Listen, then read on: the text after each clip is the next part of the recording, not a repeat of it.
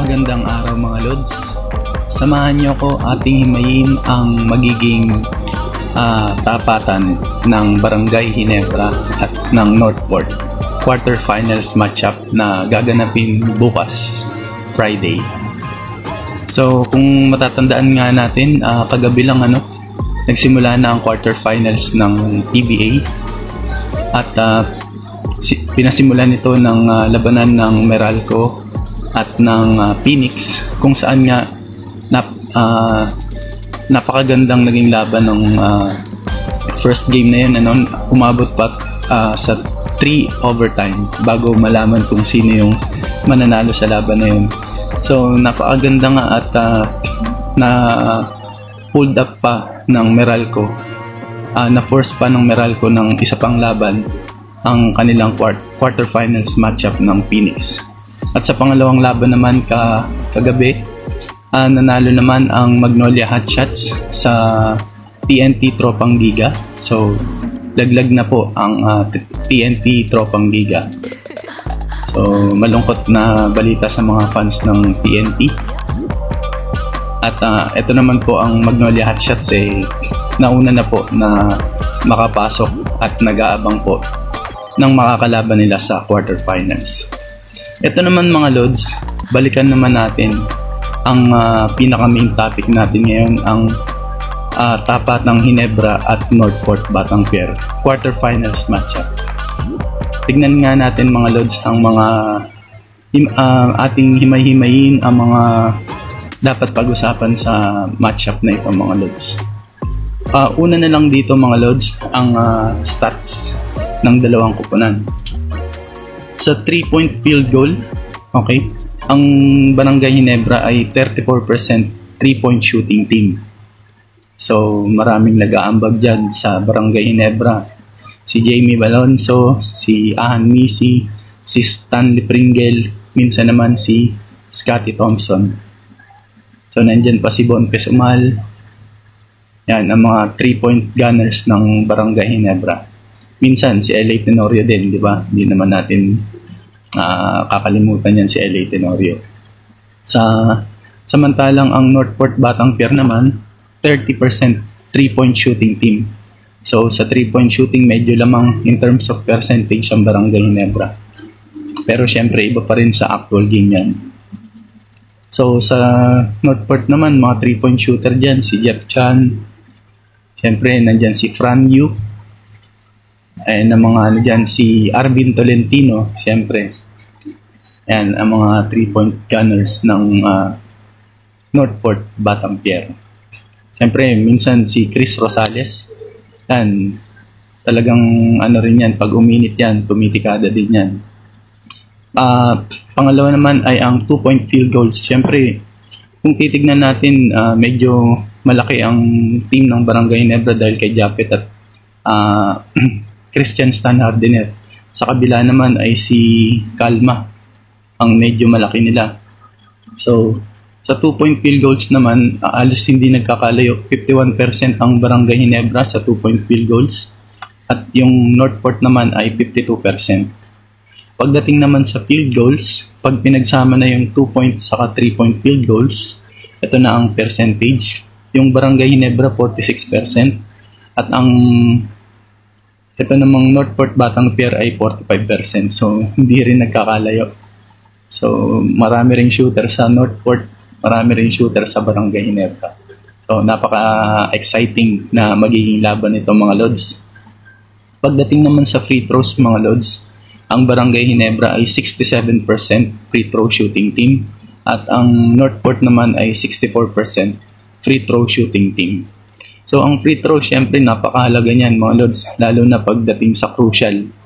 Minsan yung free throws yung nagdi-determine kung sino yung mananalo sa laban. Kaya naman napakahalagang pag-usapan yung free throws na yan. So ang susunod naman natin na stats ay rebounds. So kung titignan natin, medyo malaki ang Barangay Ginebra nga. Sabi ko nga dahil kay Japet Aguilar, kay Christian Stan Hardener at kay Tony Bishop. Samantalang ang Northport naman,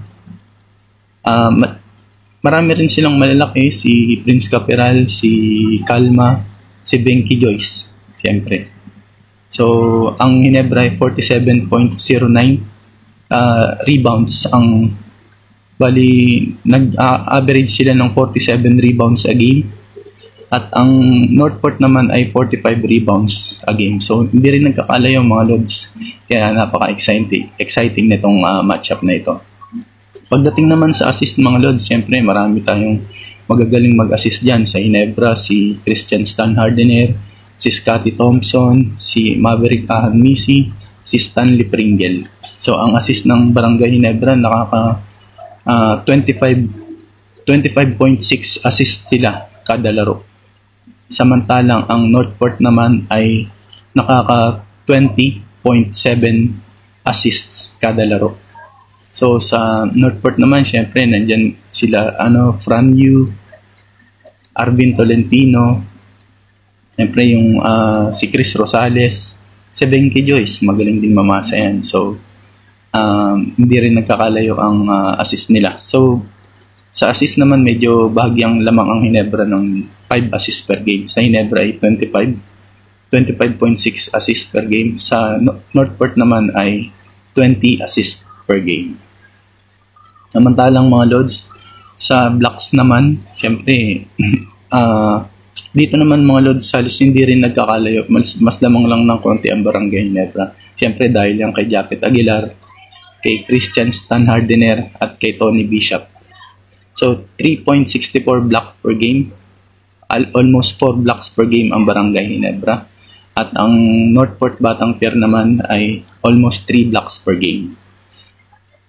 Pagdating naman sa fast break points, syempre ito yung mga nakaka-steal, napapa-fast break ang bola. So, sa fast break points, kadalasan dito, mga point guards or mga guards ang magagaling dito mag-fast break. Gaya ng sa Ginebra, Ahanmisi, si Malonzo. Sa Northport naman, nandiyan sila Fran Yu, Chris Rosales, at sila Joshua Monson.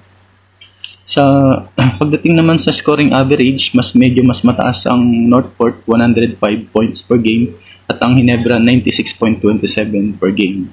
Mas mababa, pero ang Ginebra, ang points allowed lang nila is mas mababa rin sa nila points per game. So nalilimitahan nila na mga 90 points below yung kalaban nila.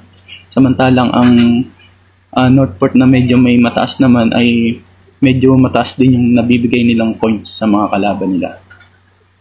Pagdating naman sa key players mga Lods, ito ang kailangan malimitahan ng bawat kupunan. Sa key players ng Barangay Ginebra, syempre nandyan si Tony Bishop, si Scottie Thompson, si Christian Stan Hardener, Maverick Ahanmisi, Japet Aguilar, Stanley Pringle, Jamie Malonzo, at syempre si L.A. Tenorio, di natin makakalimutan yan.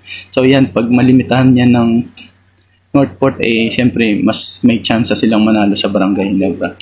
Para naman sa Northport, na kailangang malimitahan ng Barangay Ginebra, ang key players ay si Benky Joyce, Joshua Monson, si Arvin Tolentino, si Fran Yu, Chris Rosales, Jeff Chan, at si Calma. So, pagdating naman mga Lods sa ating import matchup, si Tony Bishop, nag-average yan ng 22.91 points per game. Siyempre, hindi mataas dahil marami ring scorer ang Barangay Ginebra. Sa Benky Joyce naman, 24.50 points per game. So, kailangan din umiscore niya ni Benky Joyce. Kadalasan pag umi-score yan na marami, nananalo ang Northport. Pagdating naman sa rebounds per game, 12.36 rebounds si Tony Bishop, at si Benky Joyce ay 15.20 rebounds per game. At assist per game naman, kahit import itong mga to, magagaling din mamasa. No? Si Tony Bishop, 3.36 assists per game. So si Benky Joyce naman, almost 5 assists per game. Ayan mga Lods, ang ating pagbulay-bulay sa stats ng dalawang kupunan. So dito na lang muna tayo mga Lods, no? Napakagandang laban ito sa Biyernes. So mga Lods, kung nagustuhan niyo po ang video ito, paki-follow at nyo na lang po ako sa aking Facebook page, at paki-subscribe nyo na lang din po ako sa aking YouTube channel. magandang hapon mga Lods at salamat sa panonood.